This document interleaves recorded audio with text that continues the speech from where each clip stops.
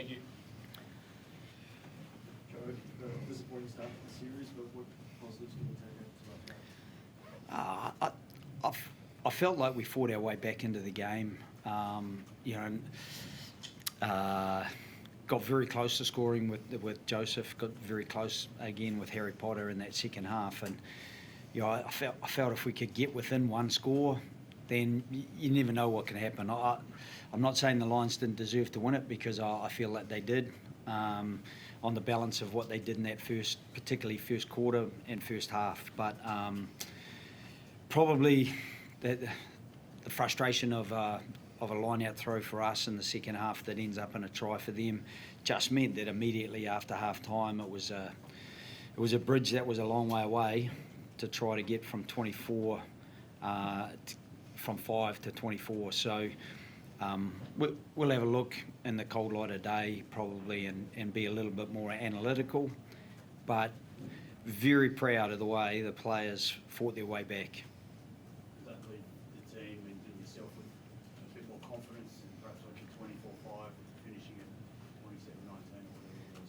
Yeah, Next week's context. I think it does, Pato, because if you do kind of win the second half even on the back of a half that we started 7-0 down straight away, it helps at least give some belief.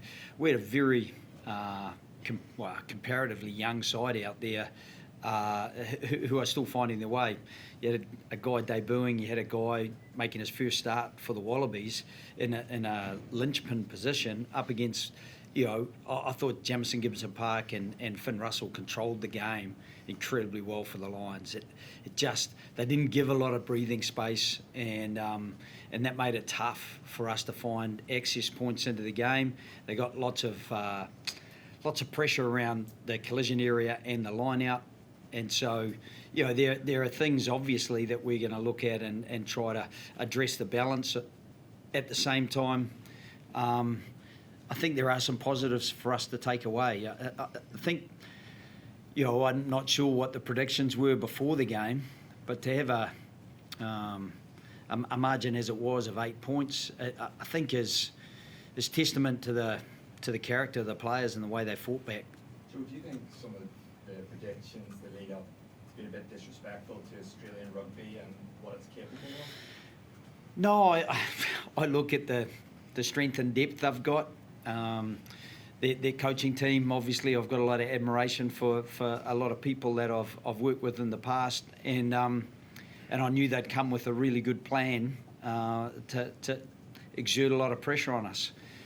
I just think that this time last year, I think we probably would have melted, but I love the way this team is developing, and we've got a very tough start to the season. We've got 2 more Lions tests, then 2 tests away in South Africa, and I just think it's going to be a fantastic period for us to demonstrate some growth and to tighten some of the connections of the group that we've got. So you had 2 people making their debut. You had Tom Lina showing incredible bravery, and also Nick champion de Crepy. Can you just take through how you saw their debut? Yeah, he's tough debut for starting match for Tom when it was so hard to get access into the game. So he was forever reacting to play rather than creating play.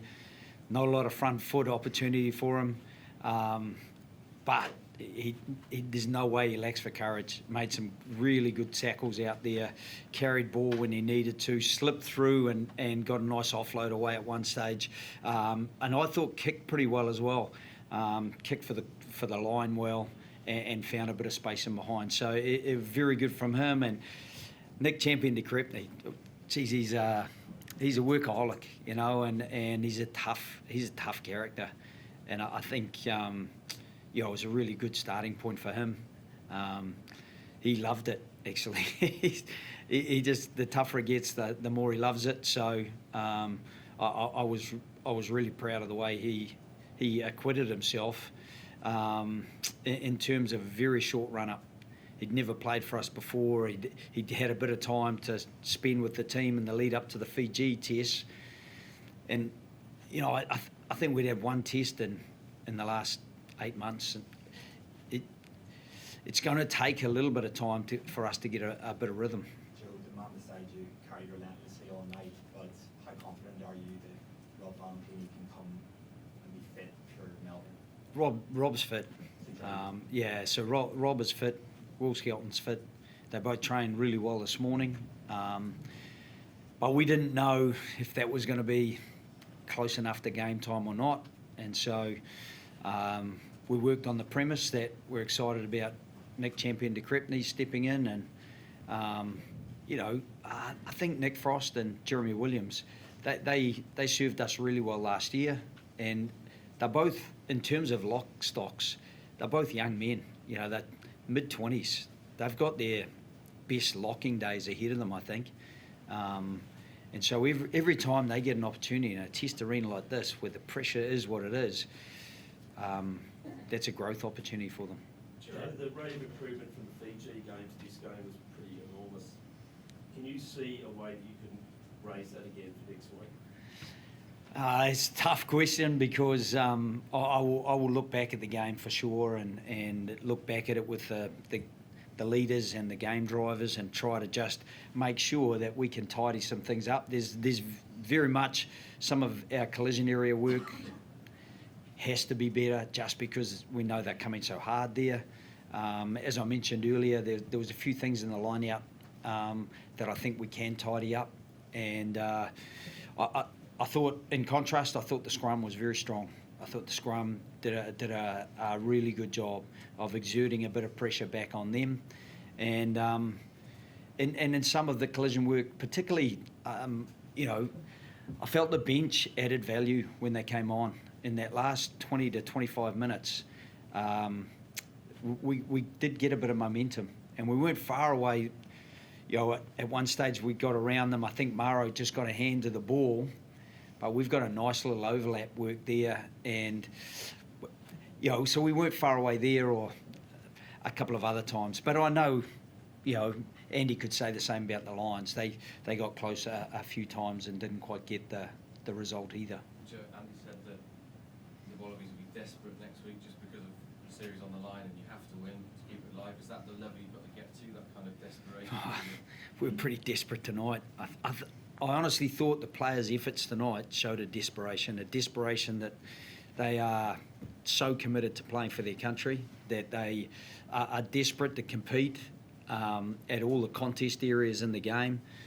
You see a kid like Tom Liner going up, and he knows he's going to get hit in the air there because he can see the guy coming, but he's not taking his eyes off the ball. I just felt that there was enough demonstration that we're already desperate, but we've got to be more accurate. We've got to be able to probably not be a little bit submissive early in the game where we're trying to find our feet. We've got to hit the ground running, I think. Do you think that you've got a couple of wrong side of the calls like that? Tom Liner one could have been a yellow, Ben Earls, possible no arms tackle on Joseph. Yeah, you get those. Like, I'm sure that we'll have a look at it and follow anything we feel needs to be followed up. But I felt sometimes we didn't get the rub of the green, and then I haven't looked back at the whole game. So, as a coach, you want the rub of the green all the time, every time.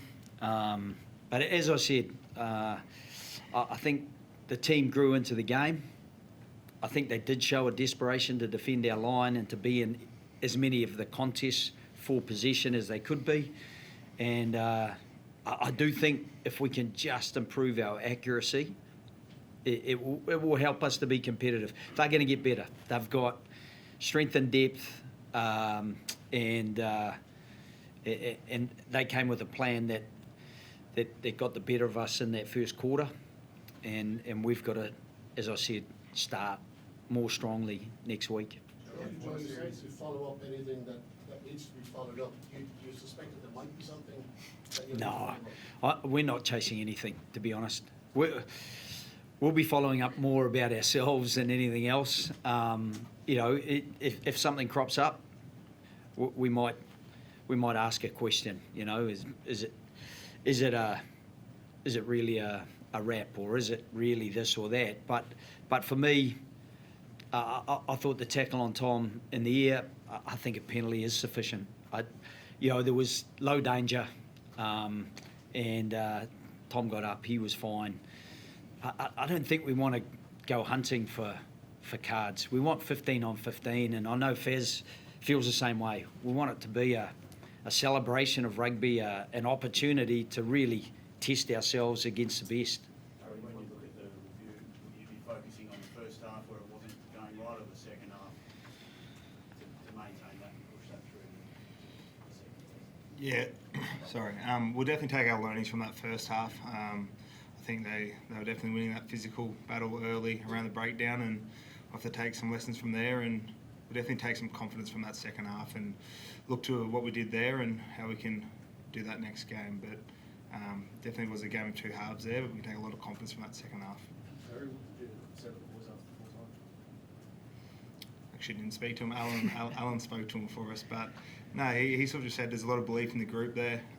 Obviously, it wasn't an ideal way to start, but it's a 3-game series. You've got to win 2 to win the series, and we'll take our learnings and come back better next week. Joe, your great challenge, obviously getting Sully and Jorgensen ball with one-on-one opportunities. Like, did you see things tonight that you can build on there? Yeah, probably that one where the ball Murray gets a hand in. I think we did get a couple of edges that those guys would be good on. Obviously, we used Joseph close to the line there on an inside line, and he got very close. But sometimes you don't quite get a result from something like that. Again, how good was Max Jorgensen's try? I've seen so much of Hugo Keenan over the years. Not many people get the ball off him. I thought it was a very 50-50 contest. They both came down with the ball, and Max just ripped it away and got away. Max, he's 20 years old. I think sometimes one of the reasons we might have been written off is just how raw some of these kids are. But Max will learn from today, and he'll keep learning. And I think he's got a really good future in the game. And we've got some other guys, who are coming back with the likes of. I thought Harry, he was so unlucky with that ball dribbling into the left-hand touch. And even with his 50-22, he's going for it, and it just goes dead in goal. That would have been a great little access point for us in the first half. So some of those guys, I felt they got little sniffs into the game, but they didn't get to really probably get involved as much as we'd have liked them to. Joe, you said you wanted this series to be a celebration of rugby a couple of months ago. How confident are you that you can keep the next 2 weeks being a celebration of rugby and not have the series fizzle out?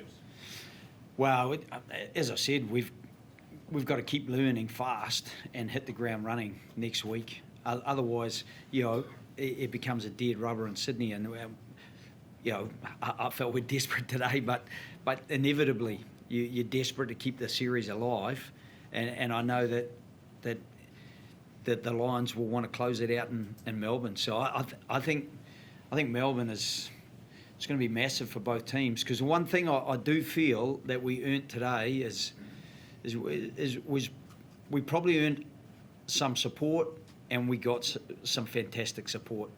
And I think people who came along to support the Wallabies today, they could go away feeling that they may not quite have been good enough, but they didn't lack for effort, and they showed real character to climb their way back into the game. And with 20 minutes to go, when Joe didn't get that try, and that's fine, but I thought just there, then it closes to 24-12 with a quarter to go, and we did end up scoring 2 tries after that, and ran out of time. And at the same time, their pressure defence, even at the end there when we try to run out from our own line, I think Marcus might be playing fullback, and he's right up on the edge of the defensive line. They knew that we couldn't really kick it because time was up, so we were chasing shadows a little bit, trying to beat a 14-man defensive line there. So you mentioned, Last two, please. you mentioned the impact of the bench. Would you consider making changes for the second test to bring some of those guys who've had impact into the stable? Yeah, potentially. We'll triage the group tomorrow morning and just see how guys have come through, because that's a big part of it as well. You don't have a bruising, full-on test match like it was this evening and not maybe pick up a few knocks or bruises or things that will keep guys out of training early in the week. We will have a couple of guys, fresh guys training this week, which are training fully with the team, which will also add a bit of ballast to our forward pack, hopefully. So what's Just going to say, just for total clarification, Rob and Will are available for selection? They are. So they're fit? Yeah, okay. Yeah. Joe, I was just going to ask, what's one thing you can take out of tonight that gives you and the team belief that you can level the series in Melbourne? I know it's a cliche, but character, you can't coach character. You live and die by the effort you'll make to contribute to the team, and I just felt guys kept getting up and contributing, and it's tough against the quality they've got and some of the momentum they built. So I thought we stayed in the fight, and even when they got to 27-12 to get outside the 2-score range, I felt Fraser, he does a great job there, and again, that happens sometimes, but if we can stay close, then maybe we can put enough together to get over the line. Lions playing. Sorry guys, this is the absolute last one, please, thank you. Thanks, mate. With the Lions playing Tuesday night, do you feel like in terms of your prep, that just gives you a little tiny edge there for next week? They've got 44 players here at the moment, so I just really see it as an edge. I think that means I'm not great at maths. I was an English teacher, but 44 players still leaves them 21 that don't have to play on Tuesday night. So I think that'll roll them into the weekend pretty well, and I'm looking forward to seeing that game on Tuesday night, and looking forward to getting our sleeves rolled up during the week and trying to keep this series alive. Thank you. Thank you. Thank you all. Cheers. Thanks, Jonathan. Thanks, guys. Cheers. Pass that over.